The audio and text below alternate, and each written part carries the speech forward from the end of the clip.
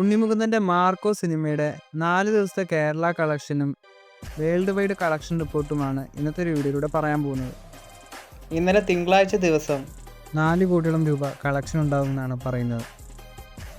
ഇനി 4 ദിവസത്തെ സിനിമയുടെ കേരളത്തിലെ കറക്റ്റ് കളക്ഷൻ റിപ്പോർട്ടിലേക്ക് പോകാം.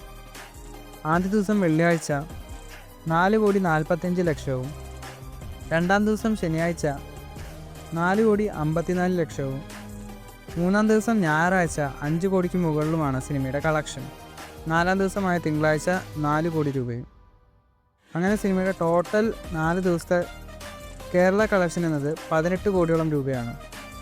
ഇനി സിനിമയുടെ 4 ദിവസത്തെ വേൾഡ് വൈഡ് ഗ്രോസ് കളക്ഷനിലേക്ക് വരികയാണെങ്കിൽ 37 കോടിയോളം രൂപയാണ് വരുന്നത്. മൺഡേ ദിവസം വേൾഡ് വൈഡ് ഗ്രോസ് കളക്ഷനായിട്ട് സിനിമയ്ക്ക് 6 കോടിയോളം രൂപ ലഭിച്ചിരുന്നു. എന്തായാലും മാർക്കോ സിനിമയ്ക്ക് നല്ല ബുക്കിംഗ് തന്നെയാണ് ബുക്ക് മൈ ഷോയിലൊക്കെ കിട്ടുന്നത്.